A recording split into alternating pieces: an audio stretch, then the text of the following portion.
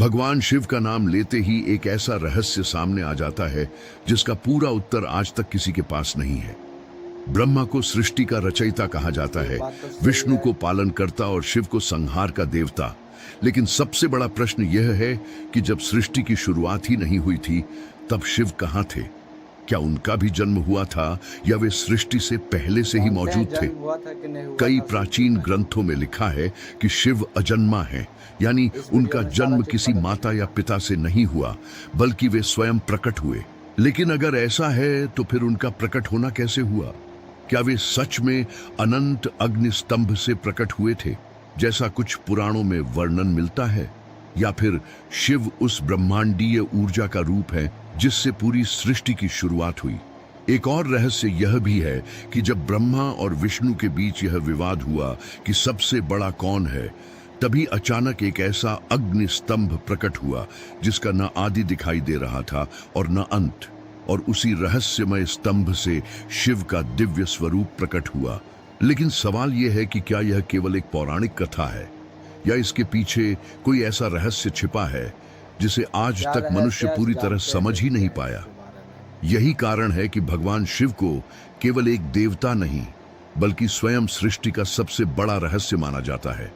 आइए अब इस पूरे रहस्य को थोड़ा गहराई से समझने की कोशिश करते हैं कि आखिर भगवान शिव का जन्म कैसे हुआ। सबसे पहले यह समझना जरूरी है कि शिव के बारे में जो बातें प्राचीन ग्रंथों में कही गई हैं, वे दूसरे देवताओं से बिल्कुल अलग है। ब्रह्मा का जन्म कमल से बताया जाता है, विष्णु का संबंध क्षीर सागर से बताया जाता है। लेकिन जब बात शिव की आती है तो अधिकतर ग्रंथ एक ही बात कहते हैं कि शिव का जन्म किसी माता या पिता से नहीं हुआ। कहा जाता है कि जब सृष्टि की शुरुआत भी नहीं हुई थी, जब न धरती थी, न आकाश, न समय और न ही कोई जीव, उस समय पूरा ब्रह्मांड एक गहरे अंधकार और शून्य में डूबा हुआ था। उस समय न दिन था, न रात, न दिशा थी और न ही कोई गति। लेकिन उसी शून्य के बीच एक ऐसी अद्भुत शक्ति मौजूद थी जिसे समझ पाना किसी के लिए आसान नहीं था। कई ग्रंथों में लिखा है कि वही शक्ति शिव का मूल स्वरूप थी। इसी कारण शिव को अनादि और अनंत कहा जाता है, यानी जिनकी कोई शुरुआत नहीं और जिनका कोई अंत नहीं। लेकिन यहाँ एक और सवाल खड़ा होता है, अगर शिव पहले से ही मौजूद थे तो फिर सृष्टि की शुरुआत कैसे हुई? कुछ पुराणों में बताया गया है कि जब सृष्टि की रचना का समय आया तो सबसे पहले एक अद्भुत प्रकाश प्रकट हुआ। यह कोई साधारण प्रकाश नहीं था, बल्कि एक ऐसी दिव्य ऊर्जा थी जो पूरे ब्रह्मांड में फैल गई। कई साधु और विद्वान मानते हैं कि वही ऊर्जा शिव का वास्तविक स्वरूप है। यही कारण है कि शिव को केवल एक देवता नहीं, बल्कि पूरी सृष्टि की मूल शक्ति माना जाता है। इसी वजह से शिव को महादेव कहा जाता है, यानी देवताओं के भी देव। लेकिन यह रहस्य यहीं खत्म नहीं होता, क्योंकि आगे एक ऐसी घटना का वर्णन मिलता है जिसने ब्रह्मा और विष्णु जैसे महान देवताओं को भी हैरान कर दिया। कहा जाता है कि एक समय ऐसा आया जब ब्रह्मा और विष्णु के बीच यह विवाद शुरू हो गया कि इस ब्रह्मांड में सबसे बड़ा कौन है। दोनों ही अपने आप को सबसे शक्तिशाली मान रहे थे और यही विवाद धीरे धीरे इतना बढ़ गया कि पूरा ब्रह्मांड जैसे उस बहस को देख रहा था। तभी अचानक कुछ ऐसा हुआ जिसने दोनों को चुप कर दिया। आकाश के बीचों बीच एक विशाल और अनंत अग्नि स्तंभ प्रकट हो गया। उस अग्नि स्तंभ का ना ऊपर का अंत दिखाई दे रहा था और ना नीचे का। उसकी चमक इतनी तेज थी कि उसे देखकर कोई भी समझ नहीं पा रहा था कि यह क्या है और कहां से आया है। कहते हैं उसी रहस्यमय अग्नि स्तंभ से आगे चलकर भगवान शिव के प्रकट होने की कथा जुड़ी हुई है, और यही वह घटना है जिसने यह सिद्ध किया कि शिव का रहस्य साधारण नहीं, बल्कि पूरे ब्रह्मांड से जुड़ा हुआ है। लेकिन जब वह अनंत अग्नि स्तंभ प्रकट हुआ तो ब्रह्मा और विष्णु दोनों ही उसे देखकर हैरान रह गए। उन्होंने पहले कभी ऐसा दृश्य नहीं देखा था। वह अग्नि स्तंभ इतना विशाल और तेज था कि उसकी रोशनी पूरे ब्रह्मांड में फैल गई।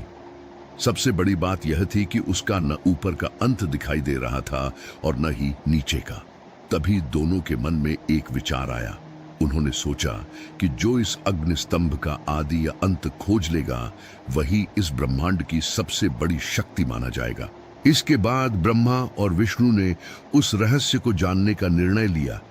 ब्रह्मा जी ने हंस का रूप धारण किया और उस अग्नि स्तंभ के ऊपर की ओर उड़ने लगे ताकि उसका अंत खोज सके।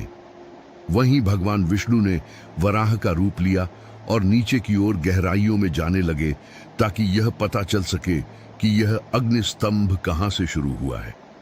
कहते हैं दोनों देवता हजारों वर्षों तक उस अग्नि स्तंभ का अंत खोजने की कोशिश करते रहे। ब्रह्मा जी ऊपर उड़ते गए, विष्णु जी नीचे उतरते गए, लेकिन जितना आगे जाते उतना ही वह स्तंभ और आगे बढ़ता हुआ दिखाई देता।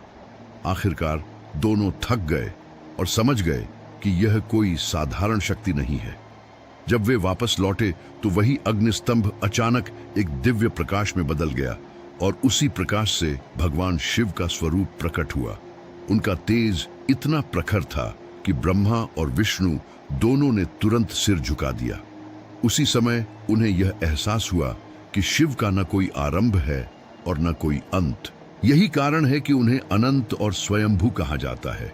लेकिन इस घटना के बाद भी एक प्रश्न लोगों के मन में आज तक बना हुआ है कि अगर शिव स्वयंभू हैं और सृष्टि से पहले से मौजूद थे तो फिर उन्हें त्रिदेवों में स्थान कैसे मिला और ब्रह्मा, विष्णु और शिव के बीच यह संबंध आखिर बना कैसे?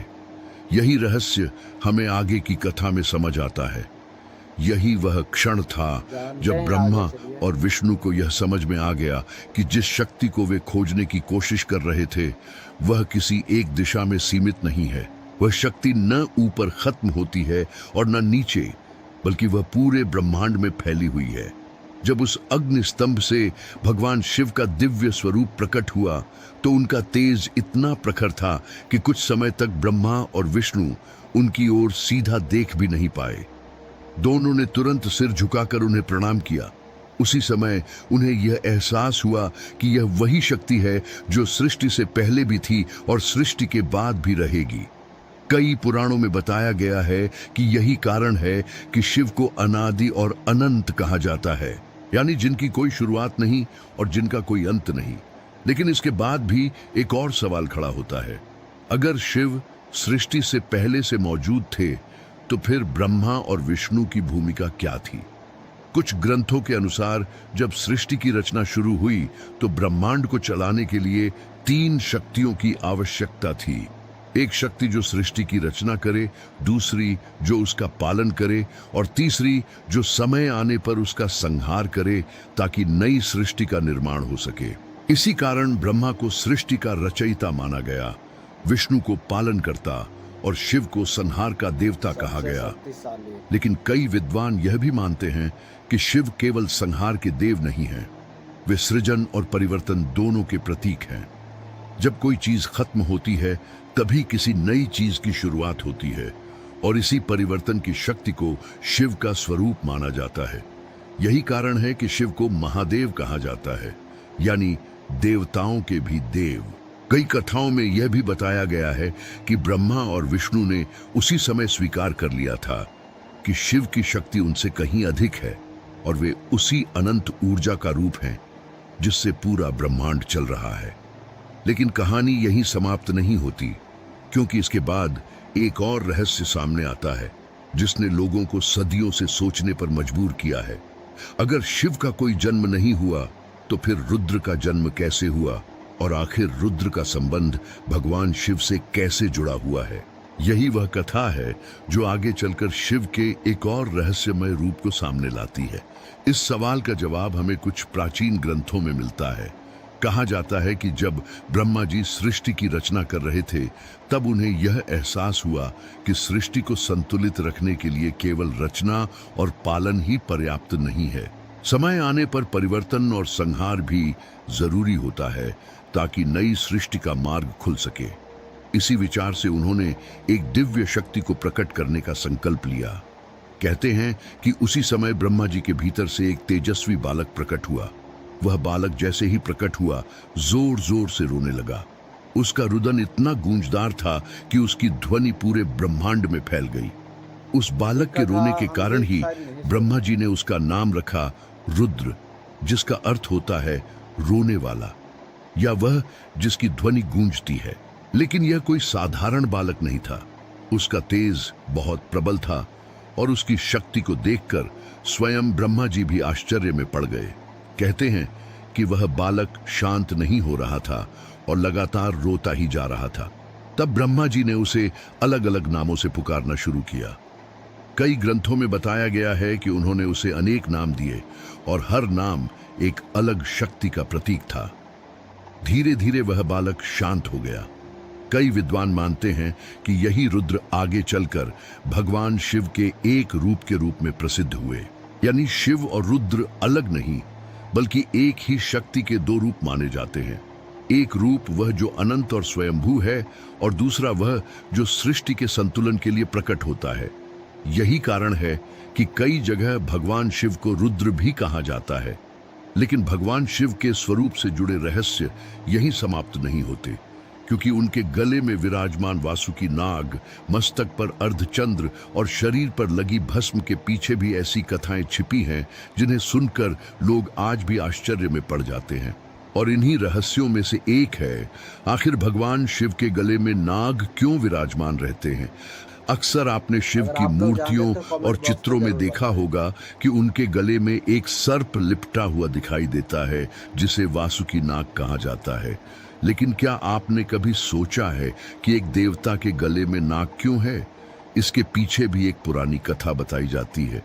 कहा जाता है कि वासुकी नाग नागों के राजा थे और वे भगवान शिव के बहुत बड़े भक्त माने जाते थे। उनका एक ही इच्छा थी कि वे हमेशा महादेव के पास रहें और उनकी सेवा करें। इसी बीच एक समय ऐसा आया जब देवताओं और दानवों के बीच समुद्र मंथन हुआ। इस मंथन के लिए मंदराचल पर्वत को मथानी बनाया गया और वासुकी नाग को रस्सी की तरह प्रयोग किया गया। देवता और दानव दोनों ही वासुकी को पकड़कर समुद्र मंथन करने लगे। यह प्रक्रिया बहुत कठिन थी और लगातार खींचने के कारण वासुकी का शरीर घायल होने लगा। उनका शरीर जगह जगह से छिल गया और उन्हें बहुत पीड़ा होने लगी। लेकिन फिर भी उन्होंने मंथन को पूरा होने दिया, क्योंकि इससे सृष्टि का कल्याण होना था।